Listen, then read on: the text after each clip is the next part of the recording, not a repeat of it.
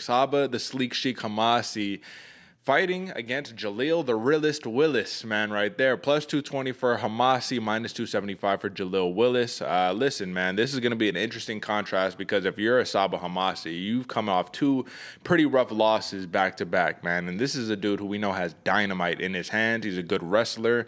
Primarily uses his boxing to close down the distance and get in close to his opponent. But JALEEL Willis, man, this is a long, rangy fighter. Calf kicks, teeps, he'll throw everything to you, man. Sneaky lead leg liver kicks, man, against his orthodox opposition.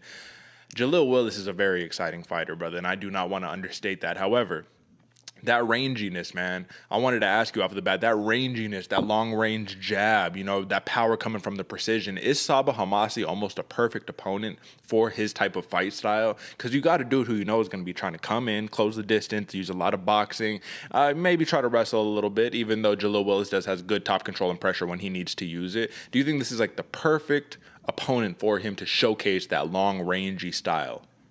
Oh yeah, man, that's exactly what I was writing down. This one is one of the ones where it's that fire has met water, that kind of that yin and yang we like to see in the cage. Can he get it done? Can the fight really go the way that it's almost looking like it's leaning towards on paper? I think the matchmakers did a very good job of setting this one up because Sabah HOMASI, the Sleek Sheik is exactly, a perfect nickname. Homeboy is very sleek in there, slick, moving, fast, very powerful, can get things done. But at the same point, when you're fighting a dude that has it's only a 3-inch.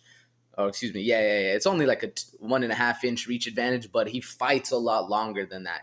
The way Sabah HOMASI comes in, has that style, like you're saying, very, very close, utilizes the pressure to get on the inside, where JALEEL Willis has very nice lateral movement. He can stick you from way farther than you think you can. This dude has a bomb of a right hand, so I think this is a perfect matchup to really showcase Willis's skills on this one, man. It's going to be exciting too. You better tune in early because this one might get finished quick.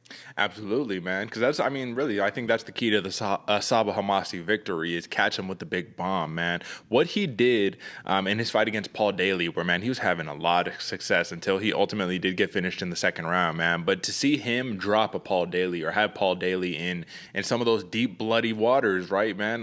That's not what you want if you're Paul Daly. He was able to get the comeback, but I think that was a very promising note for Sabah HOMASI, even though he got the loss in that one. If you look at the fight before that against Volker, he did get a second round knockout. So he does have the bombs in the hands. But when we're looking at a JALEEL Willis, man, listen, he's 4-1 in his last 5. However, he does have 2 regional scene fights outside of his 3 Bellator fights. But I just think, I don't know, man. This is one of those fights where I think this is like a trap game type fight because all the signs are pointing towards Willis has the perfect style. Like I said, it's like, is this almost made in heaven? This is a perfect matchup for JALEEL Willis to showcase his style, to have a showcase performance. Not just a performance, not a great performance, but one of those like, okay, bro, this is what you're about. But Sabah HOMASI is a dude who I just feel like can play spoiler at any given moment. 3 losses in a row is going to be pretty rough for a HOMASI who right now he's sitting at 33 years old, right? So you're not getting any younger. What does he have to do to have some advantages here against JALEEL Willis to mitigate some of that long ranginess, man? Besides the boxing, besides getting in close, do you see him trying to utilize some of that wrestling? Even though, like I said, Willis is an underrated wrestler himself. What do you think? Well, Willis is underrated, and I think really coming off his last fight against Buramahov, he kind of lost a little bit of that wrestling steam. Everybody saw him kind of get controlled, get the guillotine choke put on him, and really get dominated in that first or in his last fight. It ended in round 1. So I think if Sabah HOMASI can do the same thing, really take the fight to Willis, put him on the ground, really get that wrestling going, and put Willis in some situations that just make him uncomfortable, kind of get the heart rate beating a little bit faster, working a little bit harder. I think that's Sabah HOMASI's best path to victory. Not necessarily look for a choke or a submission of any kind. Just really start putting the hands to the face, really start working the ground and pound, and then get Willis uncomfortable, man, because he's still new in the game, like you said. He's 4-1 his last 5, but 3 of those are regionals fights. So it's not necessarily the same level of competition where Hamas has been doing it for a long time, man.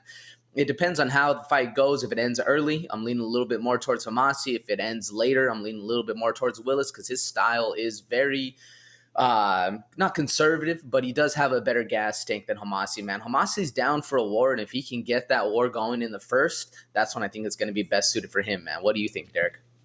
Well, you know what, man? I do think that Jaleel Willis simply has more weapons than SABAH HOMASI. However, that doesn't mean that you can't win the fight. I do think that if he pressures him, if he keeps him up close, if he gets his back against the cage, is able to, stay away from getting like a big counter, I think SABAH HOMASI could use that boxing very impressively to try to just beat up and make it a dogfight for Jaleel Willis. I think that's really the key. If he makes it a dogfight, if he makes this a scrap, dirty boxing, all of that good stuff, a lot of clinch work, that's his best chance of victory, in my opinion. However, Jaleel Willis, man, like I said, if he could hit you with a beautiful lead leg body switch kick to your liver, just, you know what I mean, beating up that body, hit up to the head, calf kick, beat you up all over the place where you don't even know where the next strike is coming from, it's just going to be a very difficult prospect to be able to sit there and be like, I'm just going to stop the offense of a Jaleel Willis. So I think he's a minus 275 favorite for a reason. But one thing that I did think was interesting is that he has a win over Dakota Bush, who is now in the UFC, even though I believe he is I think maybe 1-2 or 0-2 in his UFC tenure. That's neither here nor there. I think it's interesting just because it's like, okay, when you can have a name like that on your resume and you're not the most experienced fighter, it does go to show, okay, even in these regional scenes, you putting it on some dudes that are legit, right? However, SABAH HOMASI, one of his biggest wins is another UFC vet, Curtis Millinger. So I'll just put that out there. Ultimately, AJ, man, we're going to give our picks right now. And, I just want to show this because this is always a little concerning to me. The fans over there, Tapology Community Predictions, out of 705 predictions, 81% are going for Jaleel Willis on this one, only 19 for SABAH HOMASI. And that's just a little concerning to me because I don't want to fall into a trap game, you know what I mean? Nonetheless, I do think that Jaleel Willis, like I said, has all of the tools to win this fight. So I'm going to go Jaleel Willis, and I'm picking the over on 2.5 rounds on this one. I think it's going to be tough to get the sleek sheik out of there unless you got the big power on it. So I think he's just going to pick him apart, accumulative damage, decision win, thing of beauty, back in the win column for Jaleel Willis. What do you think, brother? Yeah, I'm with you. I'm really hoping this, like you said, this isn't a trap game kind of style because I agree with those numbers. I like the 275 favor for Willis. It makes sense. It's like a perfect setup. But that 220, there's some value in there if you're a HOMASI fan, because if HOMASI can dominate him in the first, make it a dirty war, get him out with some power, I can see that happening. I'm personally leaning a little bit more towards the Willis by decision. I think the style he has, where he's going to keep that that cardio going, bounce around on the outside, pick him apart from range, hit him with those switch kicks. I think it's going to be Willis's best way to win this fight, and that's exactly how I see it playing out. So I'm going Willis by decision. I'm taking the over as well. It's like you said, a perfect style for the showcase fight right here. It's going to be fun to watch either way, and I do predict it's going to be a banger of a fight, man. Fun right from the jump. It's going to be a lot of fun to watch. I mean, and that's probably, like we were talking about earlier, why they are the first fight on the main card. Open it up with some fun, open it up with some action. I think it's definitely a must-watch fight, folks. SABAH HOMASI versus Jaleel Willis, so definitely tune in.